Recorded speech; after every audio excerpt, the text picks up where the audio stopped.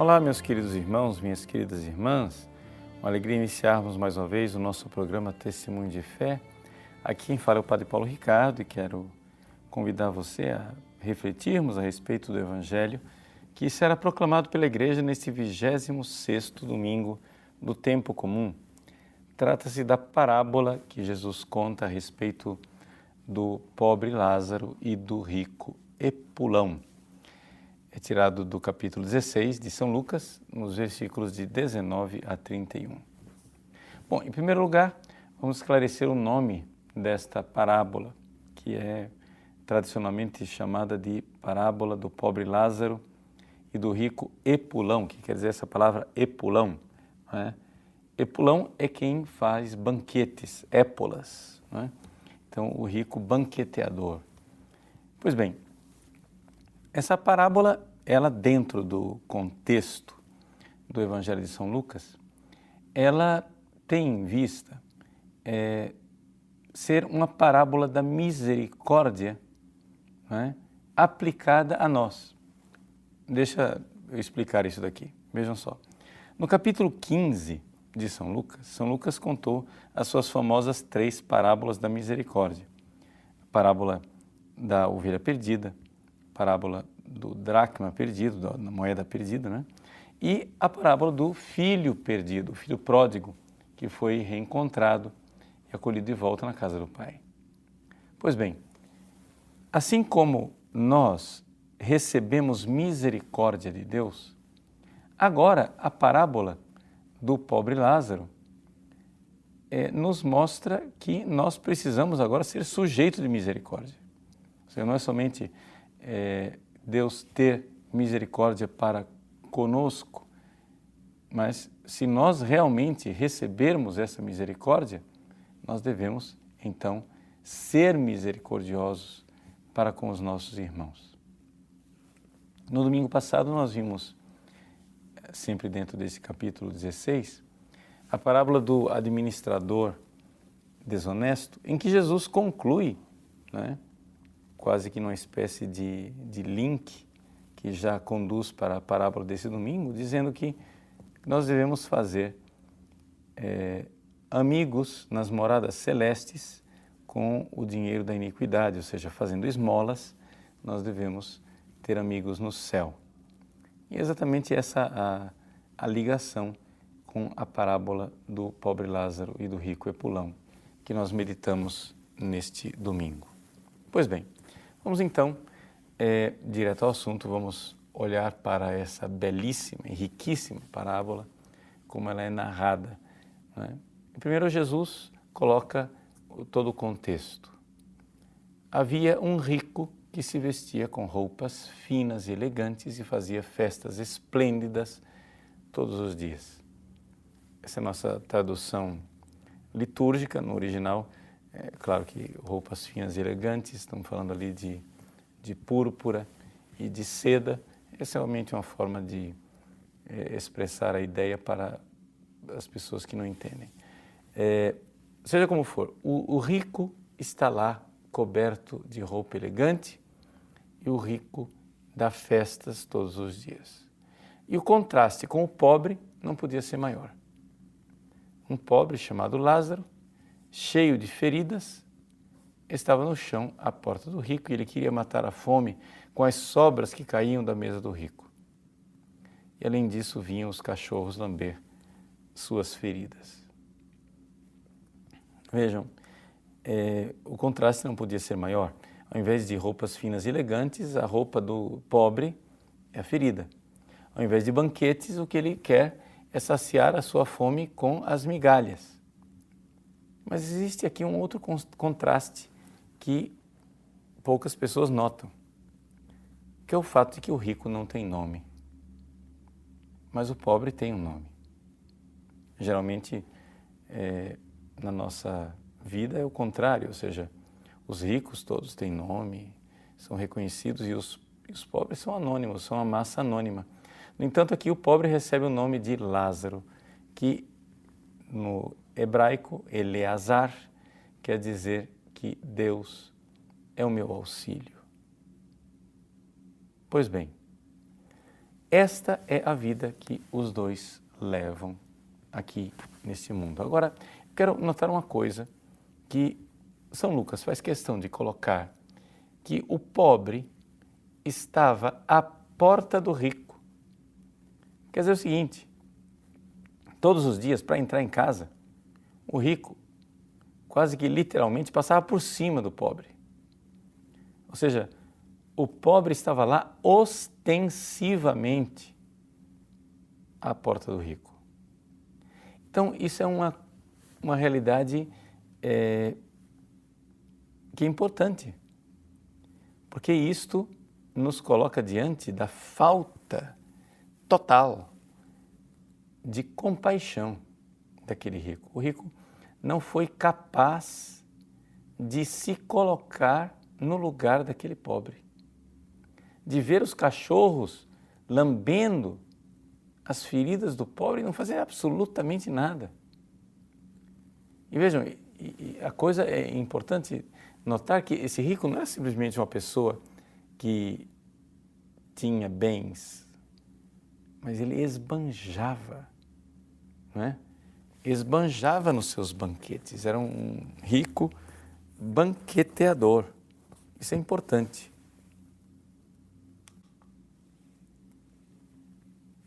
Por quê?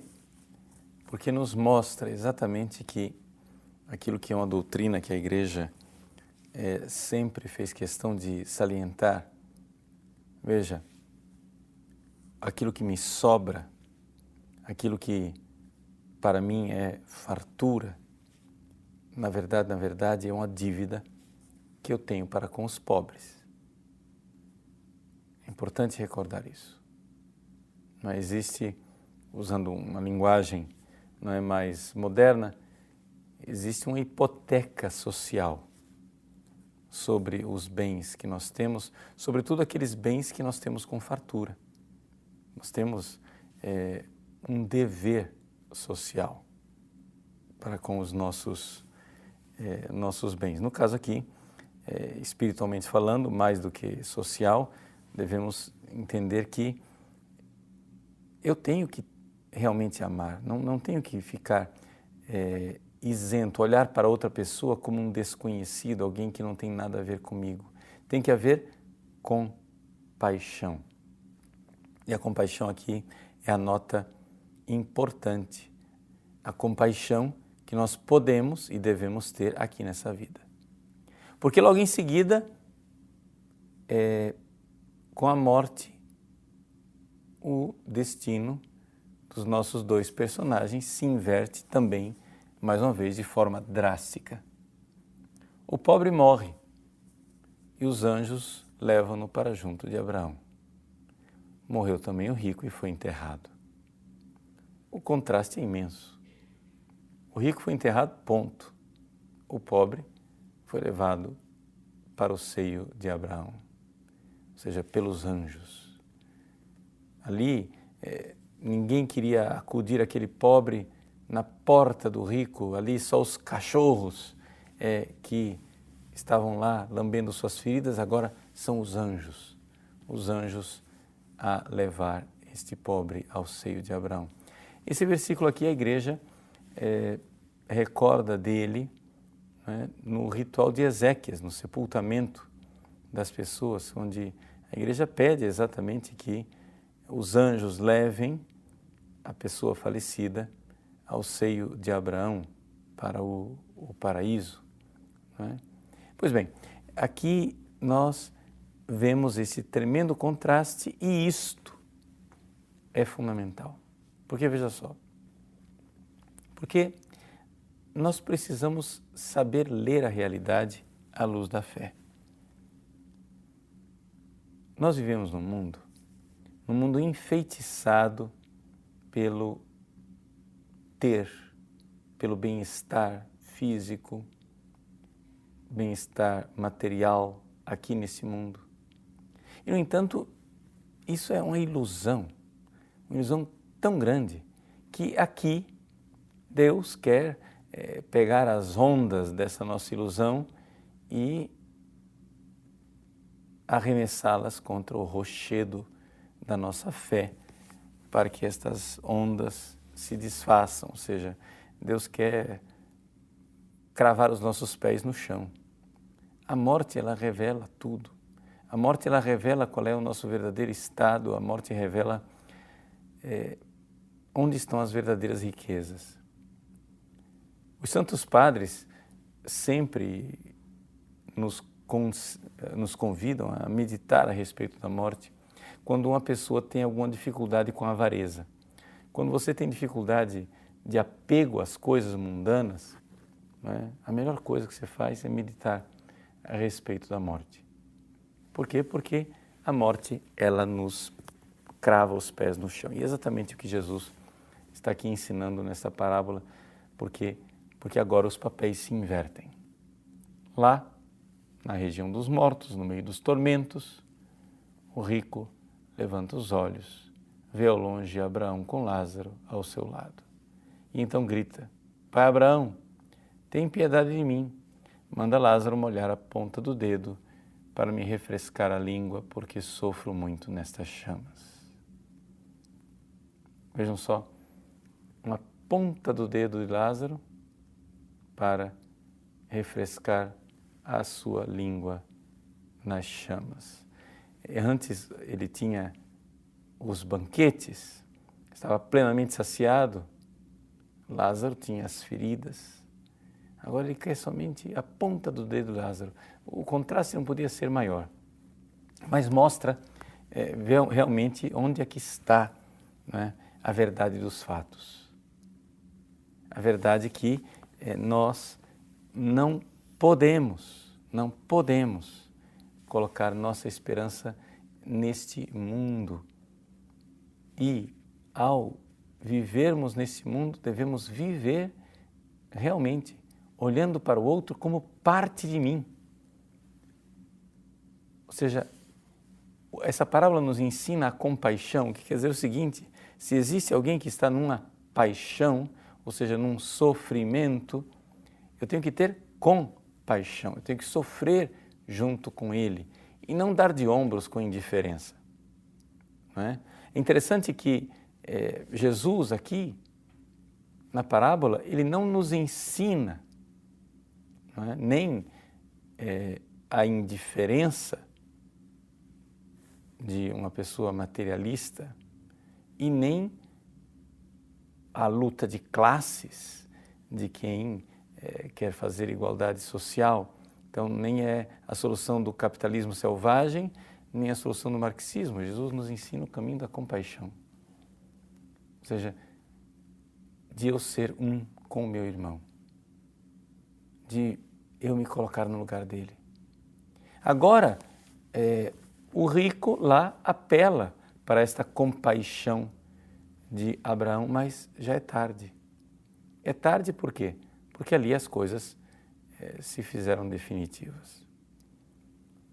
Aqui um parêntese que nós deveríamos abrir, que é o seguinte: sob pena de não estarmos aqui colocando Deus como sendo réu de crueldade. Esse tipo de oração que está sendo feita aqui pelo rico, ela não é feita pelos condenados ao inferno. Ou seja, os demônios e os condenados ao inferno não fazem esse tipo de oração pedindo para que Deus os livre do inferno, etc, etc. E se fazem algum tipo de oração como essa, fazem-na de forma interesseira e superficial. Ou seja, não há verdadeiro arrependimento daquilo que fizeram. Ou seja, o diabo ele não se arrepende. E os condenados ao inferno não se arrependem. Eles podem querer, de forma interesseira, se safar de sofrimentos, mas não estão dispostos a abraçar Deus, abraçar a verdade e abraçar o amor. É importante nós entendermos que o abismo, não é, que existe entre o céu e o inferno, aqui no caso, o abismo que é recordado por Abraão, não é? no versículo 26, há um grande abismo entre nós, por mais que alguém desejasse, não poderia passar daqui para junto de vós, e nem daí poderiam atravessar até nós. Esse abismo é o abismo da rejeição do amor. Porque as pessoas condenadas ao inferno rejeitaram o amor de Deus. Rejeitaram receber o amor de Deus, receber o perdão de Deus, receber a graça, e exatamente por isso estão na condição em que se encontram. Então, a oração do rico nessa parábola não é uma oração sincera, é uma oração interesseira somente. Não há um verdadeiro interesse de conversão. Por quê? Porque as pessoas condenadas ao inferno, elas não se convertem. E isso é uma coisa a respeito da qual nós precisaríamos meditar muito, não é? Eu acho que algumas pessoas não fizeram um bom curso de catecismo e por isso não entendem em profundidade a fé católica. Quando nós católicos rezamos por uma pessoa falecida, nós não rezamos para a pessoa ser salva. É importante recordar isso. Por quê? Porque o destino, se a pessoa vai ser salva ou se a pessoa vai ser condenada eternamente, esse destino ele já está definido na hora da morte. Quando uma pessoa morre, não é? Já está tudo definido. Se eu quiser rezar para alguém ser salvo, eu tenho que rezar antes da pessoa morrer. Aí tudo bem. Aí você tem tempo. Aí eu tenho tempo de rezar pela conversão dessa pessoa para que ela se salve. Mas depois de morto, nós católicos não rezamos para que ninguém seja salvo. Você vai perguntar, mas padre, então por que a gente reza pelos mortos? Nós rezamos pelos mortos por quê? Porque as pessoas que já foram salvas, vejam só, pessoas que já foram salvas podem estar, e a maior parte delas estão, no purgatório, né, numa situação de preparação, de purificação para o céu. Então é importante saber o seguinte, que depois da morte só existem duas realidades. Ou eu estou salvo ou eu estou condenado. Agora, se eu estou salvo, e essa realidade da minha salvação já é definitiva, não é? Eu posso, já salvo, precisar de uma purificação, que é o purgatório. E o purgatório só tem uma porta de saída, que é para o céu. Então, algumas pessoas equivocadamente acham que o purgatório é uma espécie de situação intermediária, onde eu estou ali numa espécie de indecisão para ver se eu vou ser salvo, para ver se não vou ser salvo. Não, não é isso. As coisas já estão definidas. E é exatamente isto que aqui na parábola Abraão nos ensina. Filho, lembra-te que tu recebestes os teus bens durante a vida e Lázaro, por sua vez, os males. Agora, porém, ele encontra aqui consolo e tu és atormentado. Ou seja, você teve durante a vida os bens necessários. Não é? Todos os homens, todos os seres humanos, por mais malignos que eles sejam, o coração mais fechado, o coração mais empedernido, todos os seres humanos têm no seu coração graça suficiente para mudarem de vida e para se voltarem para Deus. Nós precisamos acordar esta graça dentro do coração das pessoas e é por isso que a gente faz as missões, é por isso que nós pregamos o Evangelho, por isso nós fazemos esse esforço, né, de converter as pessoas, exatamente porque nós sabemos que a palavra de Deus que eu pronuncio já chega no coração daquela pessoa que já é uma pessoa que tem pelo menos um mínimo, né, da graça de Deus que está ali. Basta ela começar a dar ouvidos para o Deus que fala dentro dela. E aqui um outro ponto, né, que está também presente na nossa parábola. Porque o rico insiste, pai, eu te suplico, manda Lázaro à casa dos meus pais, porque eu tenho 5 irmãos, manda preveni-los para que não venham também eles para esse lugar de tormento. E Abraão responde, eles têm Moisés e os profetas, que os escutem. Ou seja, hoje nós diríamos, eles têm os pregadores da igreja, eles têm os apóstolos, eles têm os bispos, o magistério da igreja, eles têm os evangelhos, eles têm a vida dos santos, eles têm os sacramentos, eles têm as missões da igreja, que os escutem. Ou seja, as pessoas já têm aí a graça suficiente, Deus não precisa agora mandar, sei lá, que meios extraordinários, porque esses meios extraordinários não serão eficazes. Não serão eficazes, porque se a pessoa não quer ouvir, ela não ouvirá. Não é? O rico insiste, não, pai Abraão, mas se um dos mortos for até ele, certamente vão se converter. Se não escutaram Moisés, nem os profetas, eles não acreditarão mesmo que alguém ressuscite dos mortos. E aqui, então, Jesus, profeticamente, está colocando a situação, né, terrível e desgraçada dos fariseus e dos chefes dos judeus. Exatamente, né, com a ressurreição de Cristo, não foram capazes de crer. E aqui não só necessariamente a ressurreição de Cristo, mas nós podemos recordar um outro Lázaro, né? Um Lázaro que de fato ressuscitou. O Lázaro, né, irmão de Marta e de Maria, que de fato ressuscitou, e os fariseus então, né, prepararam para matá-lo, para, digamos assim, esconder as evidências, né, de que Jesus era realmente o Messias, o Filho de Deus. Então, assim, a parábola, ela se conclui aqui nessa realidade de que existe realmente o pecado da malícia. Ou seja, nós fomos feitos por Deus para ter fé, para crer, para nos abrirmos à palavra de Deus e, no entanto, existem pessoas que, por malícia, eles têm tudo para crer e não creem, por pura maldade.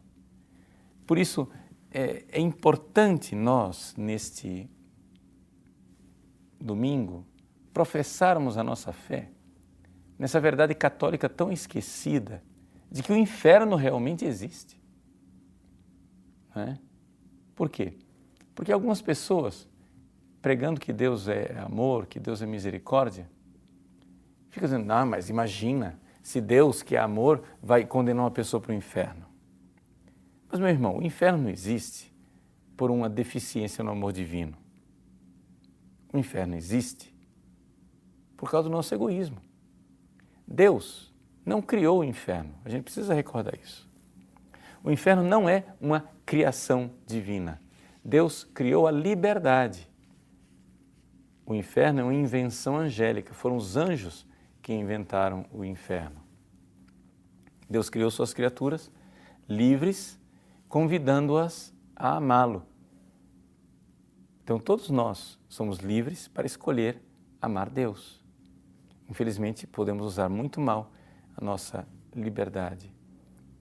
Satanás e os seus anjos não creram no amor de Deus e se colocaram como rivais. Também nós podemos não crer no amor de Deus. Não crendo naquele amor que nós vimos lá nas parábolas do capítulo 15, do filho pródigo, do dracma perdido e da ovelha perdida, não crendo nesse amor de Deus que me busca, né, eu me fecho para procurar uma felicidade em mim mesmo, me fecho ao amor recebido e é evidente que eu vou ser incapaz de viver o amor que é dado, né? Quem se fechou para o amor de Deus recebido, o amor que eu recebo através da fé, também não será capaz de manifestar o amor que irá transmitir, que irá amar o irmão e amar Deus no irmão, como nós todos precisaríamos amar.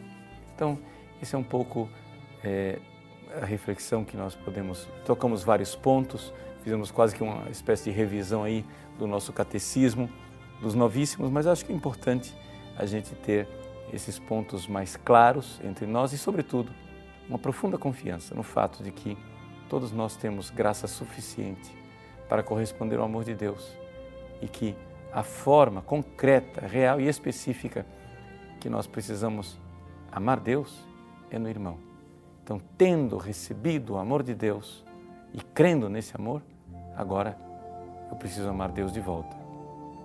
E para amar Deus de volta, Ele nos dá o sacramento do irmão. Deus abençoe você. Em nome do Pai, e do Filho, e do Espírito Santo. Amém.